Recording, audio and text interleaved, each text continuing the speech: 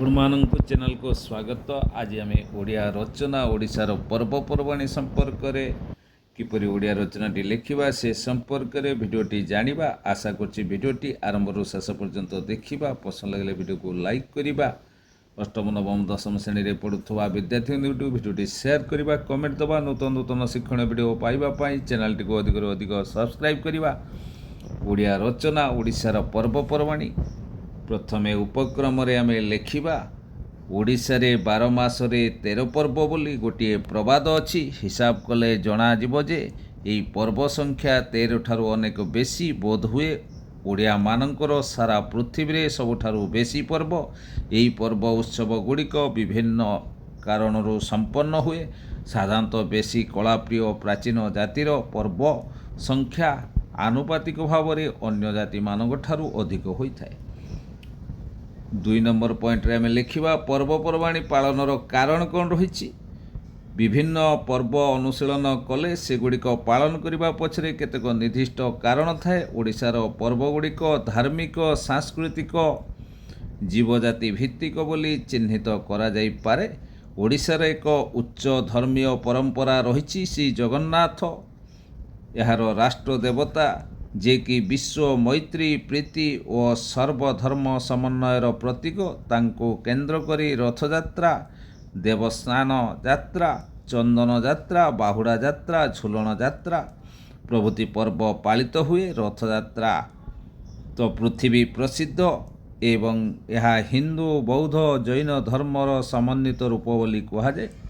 ତୃତୀୟ ପଏଣ୍ଟରେ ଲେଖିବା ଧାର୍ମିକ ପର୍ବ। ଲିଙ୍ଗରାଜ ତଥା ବିଭିନ୍ନ ଶୈବପୀଠକୁ କେନ୍ଦ୍ର କରି ପାଳିତ ହୁଏ ଅଶୋକାଷ୍ଟମୀ, ଶିବ ଚତୁର୍ଦ୍ଦଶୀ, ବଡ଼ ଓଷା, ଶୀତଳ ଷଷ୍ଠୀ ଇତ୍ୟାଦି। ସେହିପରି ଶାକ୍ତ ଧର୍ମ ଅନୁସାରେ ପାଳିତ ହୁଏ ଦଣ୍ଡଯାତ୍ରା, ଦୀପାବଳି, ଝାମୁଯାତ୍ରା, ଖୁଦୁରୁକୁଣୀ ଓଷା, ଦୁର୍ଗା ପୂଜା, ଉଡ଼ାଯାତ୍ରା ଇତ୍ୟାଦି। ସେହିପରି ତା ଛଡ଼ା ସରସ୍ୱତୀ ପୂଜା, ଗଣେଶ ଚତୁର୍ଥୀ, ଶାମ୍ବ ଦଶମୀ, କୁମାର ପୂର୍ଣ୍ଣିମା, ଅଗ୍ନି ପୂର୍ଣ୍ଣିମା, ଗୁରୁ ପୂର୍ଣ୍ଣିମା, ରାସ ପୂର୍ଣ୍ଣିମା, ଲକ୍ଷ୍ମୀ ପୂଜା, ଗ୍ରାମ ଦେବତୀ ପୂଜା, ଇନ୍ଦ୍ର ବା ଇନ୍ଦ୍ରାଣୀ ପୂଜା, ଗିରିଜନ ମାନଙ୍କର ପୂଜା, ଗୋବର୍ଦ୍ଧନ ପୂଜା, ବିଶ୍ୱକର୍ମା ପୂଜା ଆଦି ବିଭିନ୍ନ ଦେବାଦେବୀଙ୍କ ପୂଜା ଉତ୍ସବ ଓଡ଼ିଆମାନେ ପାଳନ କରନ୍ତି। ଶ୍ରୀକୃଷ୍ଣ ଓ ଶ୍ରୀରାମଙ୍କ ପୂଜା ଉଦ୍ଦେଶ୍ୟରେ ଦୋଳ, ହୋଲି, ଜନ୍ମାଷ୍ଟମୀ, ରାମନବମୀ, ନନ୍ଦ ଉତ୍ସବ, ରାସ ଉତ୍ସବ ଆଦି ପାଳନ କରାଯାଏ। ଓଡ଼ିଶାର ଖ୍ରୀଷ୍ଟୀୟ ଓ ମହମ୍ମଦୀୟ ସମ୍ପ୍ରଦାୟ ନବବର୍ଷ, ବଡ଼ଦିନ, ଇଷ୍ଟର, ଇଦ୍, ମହରମ ଆଦି ପାଳନ କରିବା ବେଳେ ଆଦିବାସୀମାନେ କରମା, ଚଇତି ପର୍ବ, ପୁଷ୍ପ ପୁଣ୍ୟ ପାଳନ କରିଥାନ୍ତି। ସେପରି ଜୀବିକାକୁ ଭିତ୍ତି କରି ପର୍ବ ନୂଆଖାଇ, ରଜ ଉତ୍ସବ, ମକର ସଂକ୍ରାନ୍ତି, ବିଷୁବ ମିଳନ, ଅଶ୍ୱ ପଞ୍ଚମୀ, ଗଜଲକ୍ଷ୍ମୀ, ବ୍ରହ୍ମା ପୂର୍ଣ୍ଣିମା, ମାଣବସା ଓଷା, ପୌଷ ରବିବାର ପୂଜା, ଚିତ୍ତଉ ଅମାବାସ୍ୟା, କାଞ୍ଜି ଅଁଳା ଆଦି ଉତ୍ସବ ଏହି କୃଷିଭିତ୍ତିକ ପର୍ବ ଭାବେ ପରିଗଣିତ ହୋଇଥାଏ। ପର୍ବପର୍ବାଣିରେ ଲୋକେ ଶୁଦ୍ଧପୂତ ହୋଇ ଗାଧୁଆ ପାଧୁଆ କରନ୍ତି, ଘରକୁ ସଫାସୁତୁରା କରନ୍ତି, ପ୍ରୟୋଜନ ଅନୁସାରେ ଦେବାଦେବୀଙ୍କ ପୂଜା ଅର୍ଚ୍ଚନା କରି ଫୁଲ, ଧୂପ, ଦୀପ ସଂଗ୍ରହ କରନ୍ତି, ପିଠାପଣା ହୁଏ, ବନ୍ଧୁ ମିଳନ ହୁଏ, ସଙ୍ଗୀତ, ନାଚ, ଆଲୋଚନା ହୁଏ, ସାଂସ୍କୃତିକ କାର୍ଯ୍ୟକ୍ରମ ହୁଏ, ବନ୍ଧୁ ଜ୍ଞାତିମାନଙ୍କର ଗହଳ ହୁଏ, ମଣିଷ ଜୀବନର ଦୁଃଖ କ୍ଲେଶ ଦୂର ହୁଏ, ଜୀବନକୁ ଉତ୍ସବ ମୁଖର କରେ ଏହି ଦିନ ଗୁଡ଼ିକ। ପର୍ବପର୍ବାଣିର ଉପାଦେୟତା।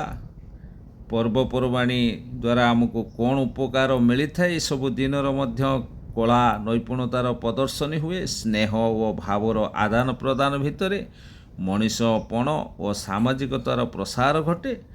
ମାଣବସା ଅସ୍ପୃଶ୍ୟତାର ବିରୋଧ କରେ। ରଥଯାତ୍ରା ସାମ୍ୟ ଭାବର ପ୍ରଚାର କରେ।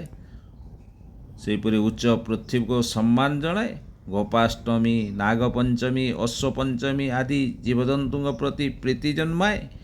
କାଞ୍ଜି ଅଁଳା ଓ ଗୋବର୍ଦ୍ଧନ ପୂଜା ଜଙ୍ଗଲକୁ ମଙ୍ଗଳ ବୋଲି କୁହେ। ତେଣୁ ଉପସଂହାର ବା ଶେଷ କଥା, ଓଡ଼ିଆ ଜାତି ଏମିତି ଗୁଡ଼ିଏ ପର୍ବ ପାଳିଥାଏ। ସେହି ପର୍ବମାନଙ୍କର ଇତିହାସ, ପାଳନ ବିଧି ସମ୍ପର୍କରେ ବିଧିବଦ୍ଧ ଗବେଷଣା ହୋଇନାହିଁ। ତାହା ହୋଇପାରିଲେ ଆମ ଜାତିର ଜୀବନ, ଦର୍ଶନ, ସଂସ୍କୃତି ଉପରେ ଅନେକ କଥା ଜଣାପଡ଼ନ୍ତା। आशा करछि भिडियोटी आरंभर शेष पर्यंत देखिबा पसंद लगे भिडियो को लाइक करिबा अष्टम नवम दशम श्रेणी रे पढ़ुवा विद्यार्थी निकट को भिडियोटी शेयर करबा कमेंट दबा नूतन नूतन शिक्षण भिडियो पाइबा पई चैनल टी को अधिक अधिक सब्सक्राइब करबा धन्यवाद।